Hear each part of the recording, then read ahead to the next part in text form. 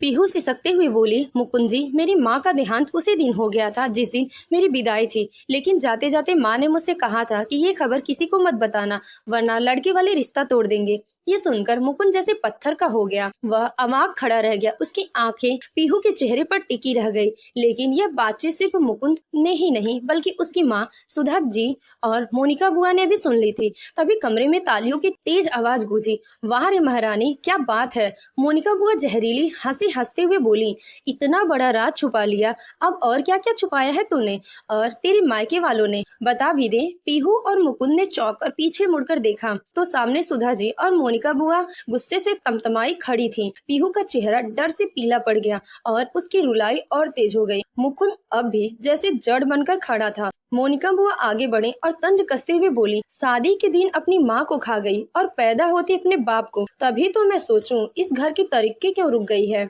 कितनी मनहूस है तू।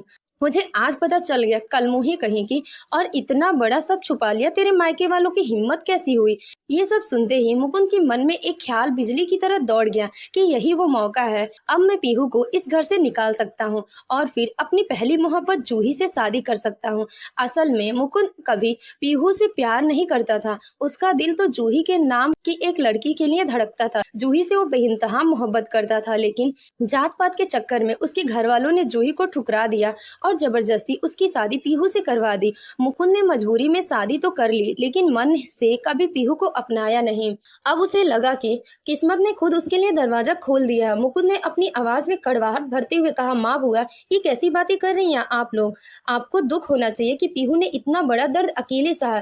फिर उसने अपनी आवाज को थोड़ी नरमी दी और बात पलटते हुए बोला, लेकिन माँ, पीहू ने इतना बड़ा राज 4 साल तक हमसे छुपाया है। कौन जाने क्या क्या बातें छुपाई होंगी। क्या पता इसका चक्कर पहले किसी और से चलता हो और ये हम लोगों से भी यही बात छुपाई हो। मैं तो पहले ही कहता था कि मुझे इस लड़की से शादी नहीं करनी, लेकिन आप लोग जिद पर अड़े रहे, मेरी एक ना सुनी। आप लोगों ने जूही से रिश्ता खत्म करने के लिए बोल दिया। यह सुनते हुए मोनिका बुआ तिलमिलाते हुए आगे आई और जहर उगलती जुबान से बोली, सुन बहू, तूने इतना बड़ा बात छुपाया। शादी को 4 साल हो गए, लेकिन ना तो माँ बनी, ना तेरा कोई माँ बनने का ठिकाना। ऊपर से ना तेरे माँ बाप है, ना ही कोई जिम्मेदार, ना ही कोई रिश्तेदार। वो एक एक शब्द चुभती चली गई। मेरे बेटे की भी तो ख्वाहिश है, उसका भी ससुराल हो, बच्चे हो, घर में रौनक हो, लेकिन तू तो कुछ दे ही नहीं सकती। ना ही घर का चिराग, ना ही कुछ और। मुकुंद भी इस घर का इकलौता बेटा है। इस घर को एक चिराग चाहिए जो इस घर को आगे बढ़ा सके, लेकिन तुम्हारा कोई ठिकाना नहीं है। मुकुंद बाहर से शांत खड़ा, लेकिन उसके भीतर एक अजीब सी खुशी फूट रही थी, जैसे कोई कैदी आजाद होने वाला हो। उसने चुपचाप अपना फोन निकाला और जूही को मैसेज किया, जूही, अब वो दिन दूर नहीं जब हम फिर एक साथ होंगे। हम लोग का वर्षों का जुदाई खत्म होने वाली है। मैसेज भेजते ही उसने सिर उठाया और गुस्से में बोला, हाँ माँ, आप बिल्कुल ठीक कह रही है। मैं अब पीहू को नहीं चाहता। मुकुंद ने ताने भरी आवाज में कहा, जो लड़की इतना सब छुपा सकती है वो कुछ भी कर सकती है। मैं अपने ही डिपार्टमेंट में काम करने वाली लड़की से बात करता हूँ और अब उसी से शादी करूंगा। ये सुनते ही पीहू जैसे जमीन में धंस गई। उसकी आंखें फटी की फटी रह गई, जैसे किसी ने उसके पैरों के नीचे जमीन खिसका दी। उसकी आवाज कांपने लगी, आंखों से आंसू बहने लगे। वह सिसकते हुए बोली, मुकुंद जी, आप ऐसा कैसे कर सकते हो। मां ना बनने की वजह सिर्फ मैं नहीं हो सकती। क्या आपने कभी सोचा है कि कमी आपके अंदर भी हो सकती है। आपने कभी मेरा दर्द समझा तक नहीं। क्या आपने कभी मेरा साथ देने की कोशिश की। लेकिन उसकी आवाज घर की दीवारों से टकराकर लौट आई। ना कोई समझने वाला, ना कोई सुनने वाला। उसके साथ सुधा जी, मोनिका बुआ और खुद उसका पति मुकुंद, तीनों ने मिलकर उसे मानसिक रूप से पूरी तरह से तोड़ दिया। अंत में सुधा जी गुस्से में चीख पड़े, निकाल दो इसे इस घर से। ऐसे झूठ बोलने वाली बांझ और मनहूस लड़की का क्या काम है हमारे घर में। और उसी दिन पीहू को घर से निकाल दिया गया। वो रोती बिलखती बाहर आ गई। उसके पास बस कुछ कपड़े और जरूरी सामान थे। दिल और आत्मा दोनों खाली था।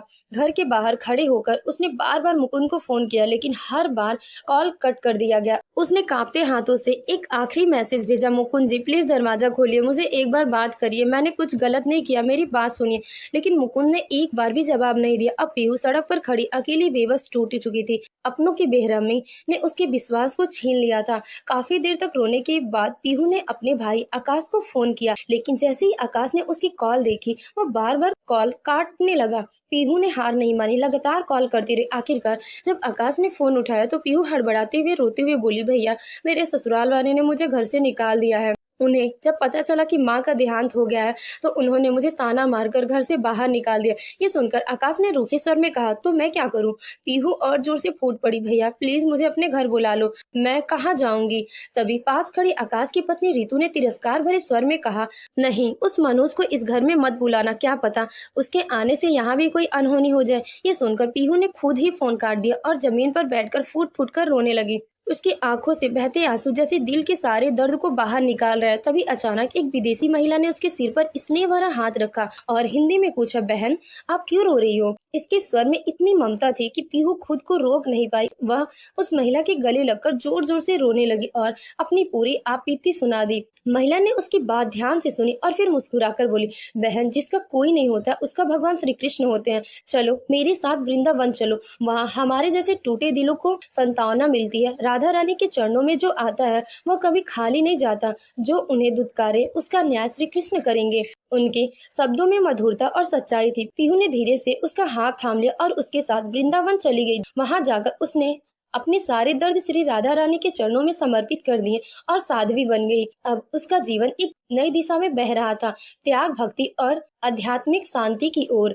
उधर मुकुंद जूही से शादी करने का फैसला कर चुका था। जूही की मोटी सैलरी देकर मुकुंद की माँ सुधा और मोनिका बुआ खुशी से फूली नहीं समा रही थी। वह मन ही मन सोच रही थी, अब तो घर में दो दो सैलरी आएंगी, लेकिन यही लालच उनके भविष्य में भारी पड़ने वाला था। शादी के कुछ समय बाद मुकुंद और जूही हनीमून के लिए मनाली चले गए। लौटते ही उन्होंने ऑफिस के पास एक अलग फ्लैट ले लिया और वहाँ रहने लगे। सुधा जी को यह बात बहुत चुभी। वह रोज मुकुंद को फोन करती, बेटा घर आजा, मैं तेरे बिना नहीं रह सकती। लेकिन मुकुंद हर बात यही कहता, माँ घर आने जाने में बहुत समय लगता है, फ्लैट से ऑफिस पास है, यही ठीक है। शादी के कुछ ही महीनों बाद मुकुंद और जूही के बीच घर के काम करने को लेकर झगड़े शुरू हो गए। बात इतनी बढ़ गई कि नौबत तलाक तक पहुंच गई। ये सुनकर सुधा जी और मोनिका बुआ बहुत घबरा गई। उन्होंने दोनों को समझाने की भरपूर कोशिश की, लेकिन कोई असर नहीं हुआ। अंततः कोर्ट ने फैसला सुनाया, मुकुंद जूही को 35 लाख रुपए मुआवजा के रूप में देगा। ये सुनकर सब लोग हैरान रह गए। मुकुंद कुछ देर चुप रहा, फिर जूही से जाकर बोला, जूही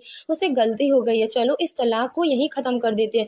जूही मुस्कुराई और बोली, यही तो मेरा प्लान था, मैंने इतनी मेहनत यूं ही थोड़ी ना की थी। सभी के चेहरे पर सन्नाटा छा गया। अंततः मुकुंद ने हार मान ली और 35 लाख रुपए दे दिए। जूही ने उसमें से 5 लाख निकालकर मुकुंद को थमाकर और बोली, ये हमारी शादी के खर्चे रख लो। इस तिरस्कारपूर्ण व्यंग से पूरे परिवार को भीतर तक तोड़ दिया। अब मुकुंद को पीहू की याद सताने लगी। उसकी माँ सुधा भी पछताने लगी।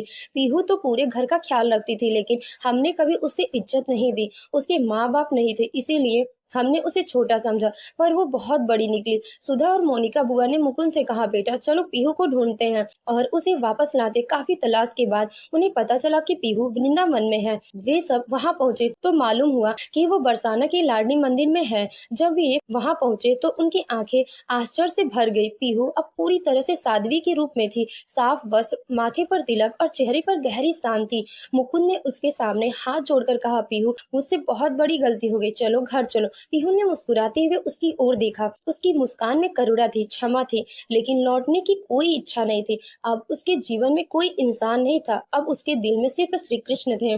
दोस्तों, हर बड़े घर की बहू खुश नहीं होती। चाहे आप करोड़ों का दहेज देकर अपनी बेटी की शादी किसी अमीर खानदान में कर दो, लेकिन एक बार उस बेटी से पूछ लो, बेटा क्या तुम्हें ये रिश्ता मंजूर है? क्योंकि दौलत से घर बसते हैं, दिल नहीं। और जब दिल टूटता है तो सबसे ज्यादा दर्द उस बेटी को ही होता है। उसने सिर्फ अपने माँ बाप की खुशी के लिए हाँ कहा था। दोस्तों, क्या हर बेटी की शादी के लिए उससे राय लेना जरूरी है या नहीं? अपनी राय हमें कमेंट बॉक्स में जरूर बताएं। इस कहानी के पहले भाग का लिंक डिस्क्रिप्शन में दे दिया गया है। अगर आपको हमारी कहानी पसंद आई हो तो वीडियो को लाइक करें और हमारे चैनल को सब्सक्राइब करना ना भूलें। धन्यवाद।